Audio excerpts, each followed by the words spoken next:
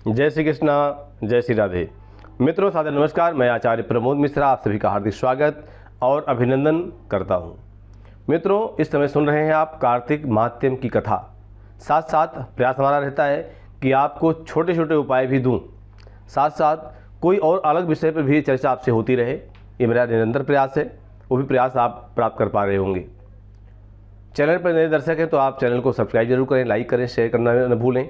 किसी विषय की जिज्ञासा है, जन्म कुंडली, हस्तरेखा या वास्तु की जिज्ञासा है, कुछ पूछना है इस बारे में, तो उसके लिए भी आप हमारे नंबर पर संपर्क कर सकते हैं। यही मेरा व्हाट्सएप नंबर है, यही ऑल UPI, साथ साथ यही कॉलिंग नंबर है।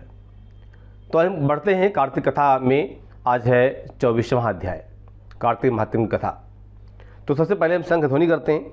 शंख ध्वनि में आपको शंख की आवाज़ सुनाई देगी। इसके बाद भगवान की जय जयकारी। फिर बढ़ते हैं कथा की तरफ।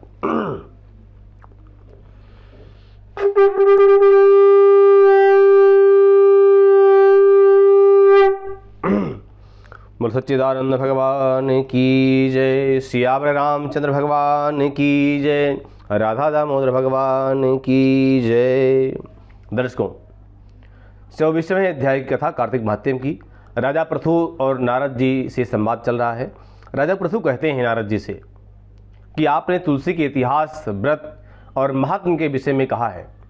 अब आप कृपा करके मुझे यह बताइए कि कार्तिक मास में क्या और भी देवताओं का पूजन होता है? अगर ऐसा है तो यह भी आप मुझे विस्तार से बताइए। नारद जी कहते हैं कि पूर्व काल की बात है, पुराने समय की बात है। प्राचीन इतिहास में सह्य पर्वत पर करवीकर में धर्मदत्त नामक विख्यात एक ब्राह्मण देवता जो धर्मज्ञ थे, लेकिन वहाँ रहते थे। एक दिन कार्तिक मास में भगवान विष्णु के समीप जागरण करने के लिए वे भगवान के मंदिर की ओर चले। उस समय एक पहर रात बीत चुकी थी। भगवान के पूजन की सामग्री साथ लिए हुए जाते हुए ब्राह्मण ने मार्ग में देखा कि एक भयंकर राक्षसी आ रही है। उसका शरीर नग्न अवस्था में, मांस शरीर, सिर्फ हड्डियां ही दिख रही हैं। उसके बड़े बड़े दांत, लपलपाती हुई जीभ, लाल नेत्र देख करके ब्राह्मण देवता भय से थर्रा उठे। उनका सारा शरीर कांपने लगा। उन्होंने साहस करके पूजा की सामग्री तथा जल से ही उस राक्षसी के ऊपर प्रहार किया। उन्होंने हरिनाम का स्मरण करके तुलसी दल से मिला हुआ जल से उसके ऊपर छींटा मार दिया। इसलिए उसका सारा पाप तत्काल ही नष्ट हो गया। अब उसे अपने पूर्व जन्म के कर्मों के परिणाम स्वरूप प्राप्त हुई दुर्दशा का स्मरण हो आया। उसको यह ज्ञात हुआ कि उसको ये शरीर क्यों मिला, भयंकर राक्षसी कैसे बनी। तो उसने ब्राह्मण को दंडवत प्रणाम किया और ब्राह्मण से कहा कि हे ब्राह्मण, मैं पूर्व जन्म के कर्मों के फल से इस दशा को पहुंची हूं। अब मुझे किस प्रकार की उत्तम गति प्राप्त होगी?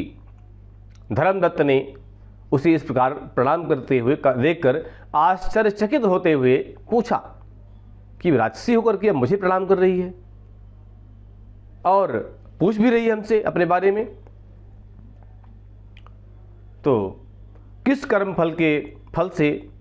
ब्राह्मण कहते हैं उससे कि क्या तुम्हारा ऐसा कर्म था, किसके फल स्वरूप तुम्हें ये दशा मिली है? कहाँ के रहने वाली हो? तुम्हारा नाम क्या है? तुम्हारा आचार विचार व्यवहार कैसा है? ये सारी बातें तो मुझे बताओ। तो उस राक्षसी का नाम कलहा था। कलहा बोली कि ब्राह्मण, मेरे पूर्व जन्म की बात यह है कि सौराष्ट्र में भिक्षु नामक एक ब्राह्मण रहते थे। मैं उनकी पत्नी थी। मेरा नाम कलहा था और मैं बड़े क्रूर स्वभाव की स्त्री थी। नम्रता तो मुझे छू भी नहीं गई थी। मैंने वचन से भी कभी कभी अपने पति का भला नहीं किया। उन्हें कभी मीठा भोजन नहीं परोसा। सदा अपने स्वामी को धोखा देती रही। साथ साथ मुझे कलह बहुत प्रिय था। इसलिए मेरे पति का मन मुझसे सदा उद्विग्न रहता था। अंततोगत्वा उन्होंने दूसरी स्त्री से विवाह करने का निश्चय कर लिया। तब मैंने जहर खा करके, विष खा करके अपने प्राण त्याग दिए। फिर यमराज के दूत आए और मुझे बांधकर पीटते हुए यमलोक में ले गए। वहाँ यमराज ने मुझे देखकर चित्रगुप्त से पूछा कि चित्रगुप्त देखो, इसने कैसा कर्म किया है, जैसा इसका कर्म हो उसके अनुसार शुभ या अशुभ जो भी हो उसको फल प्राप्त करे। चित्रगुप्त ने कहा कि इसका किया हुआ कोई भी शुभ कर्म नहीं है। यह स्वयं मिठाइयाँ उड़ाती थी और अपने स्वामी को उसमें से कुछ भी नहीं देती थी। इसने सदा अपने स्वामी से वैर भाव ही रखा है, द्वेष ही रखा है। इसलिए यह चमगादुरी होकर रहेगी तथा सदा कलह में ही इसकी प्रवृत्ति यानी मन इसका रहेगा। इसलिए यह विष्ठा भोजी सूकरी की योनि में रहे। जिस बर्तन में बनाया हुआ भोजन बनाया जाता है उस बर्तन में भोजन नहीं करते, ऐसा ब्रह्मा का विधान है, और उसी में सदा यह भोजन करती थी। अकेली भोजन करना इसको प्रिय था। अतः उसके दोष से यह अपनी ही संतान का भांड करने वाली बिल्ली हो। इसने अपने पति को निमित्त बना करके आत्मघात किया है। इसलिए अत्यंत निंदनीय स्त्री प्रेत के शरीर में भी कुछ काल तक अकेली ही रहेगी। इसे यमदूतों द्वारा निर्जल प्रदेश में भेज देना चाहिए। वहाँ दीर्घ काल तक प्रेत के शरीर में निवास करे। उसके बाद यह पापिनी शेष 3 योनियों का भी उपयोग करेगी। कलहा कहती है, विप्रवर, हे ब्राह्मण देवता, मैं वही पापनी कलहा हूँ।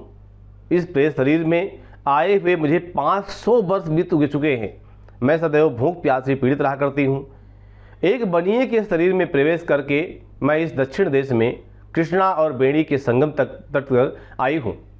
ज्यों ही संगम तट पर पहुँची त्यों ही भगवान शिव और विष्णु के पार्षदों ने मुझे बलपूर्वक बनिए के शरीर से दूर भगा दिया। तब मैं भूख और प्यास का कष्ट सहन करती हुई इधर उधर घूम रही हूँ। इतने में ही आपके ऊपर मेरी दृष्टि पड़ गई। आपके हाथ में तुलसी से जो मिला हुआ जल था उसका संसर्ग पाकर के, उसका स्पर्श पाकर के मेरे सारे पाप नष्ट हो गए। हे ब्राह्मण देवता, अब आप ही कोई उपाय बताइए। मेरे इस शरीर से और भविष्य में होने वाली भयंकर 3 योनियों से किस प्रकार की छुटकारा मुझे मिलेगी? मैं कैसे मुक्त हो जाऊंगी उससे? कलहा का यह वचन सुन करके धर्मदत्त जो पंडित जी हैं उसके पिछले कर्मों और वर्तमान अवस्था को देख करके बहुत दुखी हुए। फिर बहुत विचार करके, सोच करके, और उन्होंने कहा, अब धर्मदत्त क्या बात करते हैं पंडित जी, क्या चर्चा करते हैं, ये आप सुनेंगे अगले अध्याय में, जिससे कि आपको ये ज्ञान हो कि हमें भी अपने जीवन में क्या करना चाहिए, क्या नहीं करना चाहिए। अक्सर आजकल देखने को मिलता है कि बुद्धि में उद्विग्नता बहुत ज़्यादा रहती है, क्रूरता बहुत ज़्यादा रहती है। तो इसका ध्यान जरूर करना चाहिए। हम सभी को सोचना चाहिए कि ऐसा आखिर हम क्यों कर रहे हैं, किसके लिए कर रहे हैं। तो यही कथा आज की इतनी ही है। अगले अध्याय में आप सुनेंगे।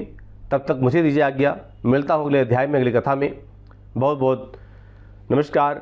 जय श्री राधे, जय श्री कृष्णा।